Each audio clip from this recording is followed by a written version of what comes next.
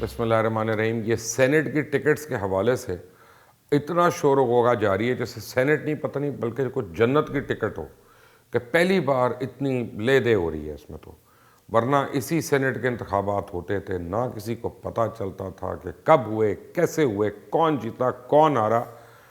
اور اب یہ عالم ہے کہ ایک ایک ٹکٹ کے بارے میں پوچھا جا رہا ہے یہ کیوں دی، کیسے دی.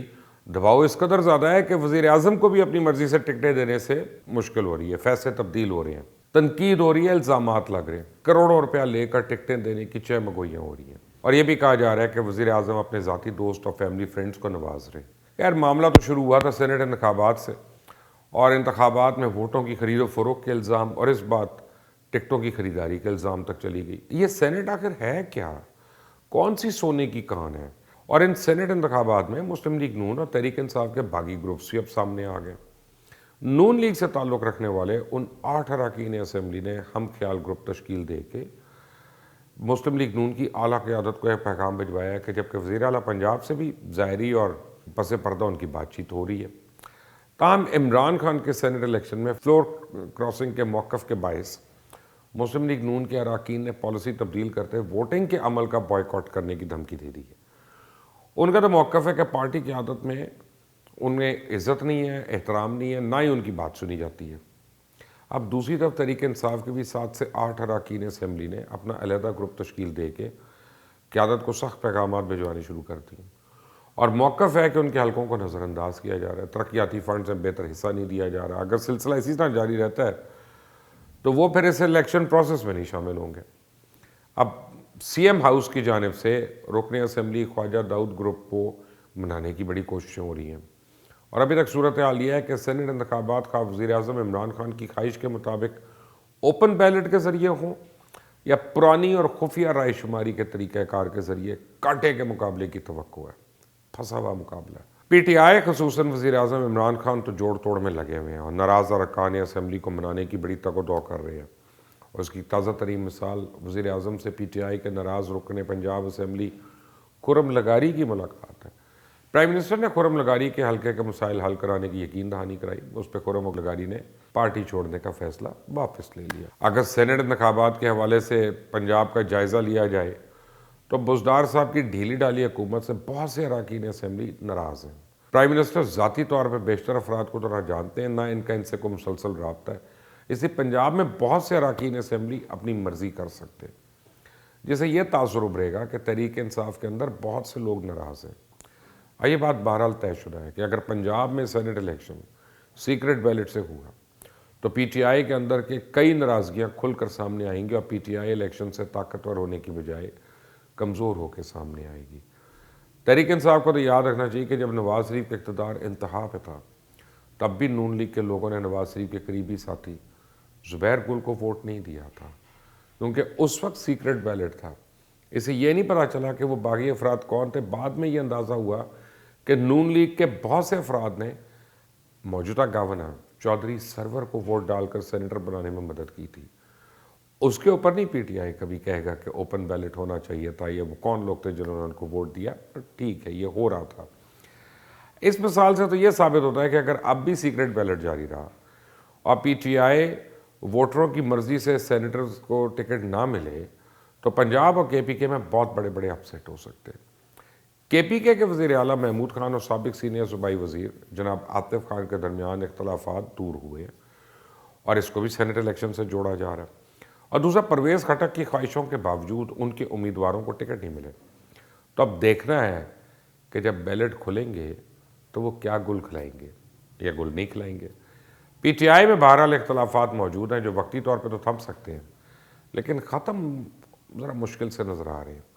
ویسے پی ٹی آئی اپنے حقیقی کارکنوں کو اگر سامنے لاتی تو شاید اتنا شور شرابہ نہ ہوتا.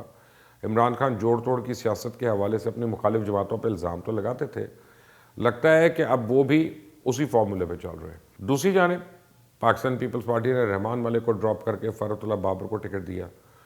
ان کے پاس اس وقت کاغذات نامزدگی جمع کراتے وقت فیس بھی پوری نہیں ہو رہی تھی. اور مسلم لیگ نون کے ٹکٹ حاصل کرنے والوں میں اکثریت جو ہے وہ مریم نواز کے گروپ کی نظر آتی ہے. آگے جب پیپلز پارٹی اور مسلم لیگ نون نے بعض ٹکٹ صاحب ثروت لوگوں کو الاٹ کیے ہیں، لیکن ایسا نہیں ہے کوئی جن کو پارٹی میں پیرا ٹروپر سمجھا جائے. بلکہ بعض اطلاعات کے مطابق حفیظ شیخ، جن کا گیلانی صاحب سے بڑا ٹف مقابلہ ہے، ان پر پی ٹی آئی کے اراکین اسمبلی میں تحفظات پائے جاتے ہیں۔ عامر لیاقت نے تو کھل کر سینٹ الیکشن میں حفیظ شیخ کو ووٹ نہ دینے کا اعلان کیا۔ وہ کہتے ہیں جی حفیظ شیخ میری جماعت کا ہی نہیں، پہلے جماعت میں آئیں، حلف اٹھائیں، کچھ ماہ پارٹی میں گزاریں، پھر وہ میرے ووٹ کے حقدار ہوں گے۔ اور دوسری طرف فیصل واڈا کے بارے میں تو پتہ نہیں کتنی کہانیاں زد عام ہیں، کیونکہ بقول سلیم صافی نہ تو علی زیدی چاہتے ہیں اور نہ ہی گورنر عمران اسماعیل کے فیصل واڈا سینیٹر بنے۔ تو فیصل واڈا کو سینٹ کا ٹکٹ دینے پہ اپوزیشن جماعتوں کے اراکین کے علاوہ سوشل میڈیا پہ بھی بڑی تنقید کی جا رہی ہے، جہاں پی ٹی آئی نے تنقید کے بعد بلوچستان سے سینٹ کے لیے امیدوار عبدالقادر سے ٹکٹ واپس لے کے ظہور آغا کو جاری کیا۔ پھر پتہ چلا کہ ظہور آغا کی بنی گالہ میں دھرنے پہ شو کاز کی 7 بنیادی رکنیت بھی معطل کر دی گئی تھی۔ تو میری سمجھ سے باہر ہے کہ پتہ نہیں یہ کون کرا رہا ہے یہ سب کچھ، بھئی کیسے فیصلے ہو رہے ہیں۔ بہرحال سیاست کے میدان میں جوڑ توڑ سب فطری عمل ہے، لیکن موجودہ حکومت کی بے تدبیری اور مشیروں کی نالائکی کی بنا پہ تحریک انصاف خود اپنے لیے مسائل پیدا کر رہی ہے۔ اسی لیے اپوزیشن گیلانی صاحب کی جیت کے بارے میں زرداری فارمولے کی وجہ سے مطمئن ہے، کیونکہ پیپلز پارٹی کی قیادت کو پی ڈی ایم کے پہلے والے موقف سے دستبردار کروانے کے بدلے میں یقین دلایا گیا کہ سینٹ الیکشن میں وہ کچھ نہیں ہوگا جو 2018 کے الیکشن میں یا پھر گلگت بلتستان کے الیکشن میں یا پھر چیئرمین سینٹ کے عدم اعتماد کے معاملے میں ہوا۔ صرف حکومت اور اپوزیشن کا میچ ہونے کی صورت میں صوبوں سے بھی پی ٹی آئی کو سرپرائزز مل سکتے ہیں، اور شاک سرپرائزز ہوں گے۔ یہ پلیزنٹ سرپرائزز نہیں ہیں، اور اس صورت میں گیلانی صاحب کے چیئرمین سینٹ کے بننے کے چانسز بہت بڑھ سکتے ہیں۔ اپوزیشن کے لیے ایک اچھی خبر ہے کہ سینٹ الیکشن میں اسٹیبلشمنٹ نے غیر جانبدار رہنے کی یقین دہانی کرا دی ہے۔ حکومت کے لیے ایک بری خبر ہے، کیونکہ اب ان کے لیے کوئی الادین کا چراغ لے کے تو کھڑا نہیں ہوگا۔ اب پیپلز پارٹی کی قیادت کو یقین ہے کہ معاملات تبدیل ہو چکے ہیں اور اسٹیبلشمنٹ آئندہ الیکشن میں کوئی کردار ادا نہیں کرے گی، اور اس کے لیے پیپلز پارٹی جو ہے اب وہ بڑی پر امید ہے کہ وہ آنے والے دوروں میں پاکستان کی سب سے بڑی اور پاپولر پارٹی ہو سکتی ہے۔ اب مسلم لیگ نون کو بھی ایسی امید ہو چکی ہے کہ پی ٹی آئی کے لیے اسٹیبلشمنٹ نیوٹرل ہو چکی ہے اور پیپلز پارٹی جو ہے وہ اپنی جگہ بنا چکی ہے۔ اس لیے پی ٹی آئی بہت پریشان ہے اور اسے ڈر ہے کہ کہیں اس کے ووٹ نہ ٹوٹ جائے، اور اب حکومت سپریم کورٹ سے امید لگائی بیٹھی ہے کہ سینٹ الیکشن میں اوپن بیلٹ کی اجازت دے دی جائے۔ اور اس وقت سینٹ الیکشن میں، کیونکہ سینٹ الیکشن جو ہے وہ آنے والے دنوں کے لیے ڈٹرمن کرے گا حکومت کے خلاف ووٹ آف نو کانفیڈنس ہونا ہے یا نہیں ہونا، اور یہ سینٹ الیکشن ہے جس کے اوپر ہر چیز کا دار و مدار ہے، اور اس الیکشن کا دار و مدار اب سپریم کورٹ کے فیصلے پہ ہے کہ سپریم کورٹ کیا فیصلہ کرتا ہے، شو آف ہینڈ ہوگا یا خفیہ بیلٹ ہوگا۔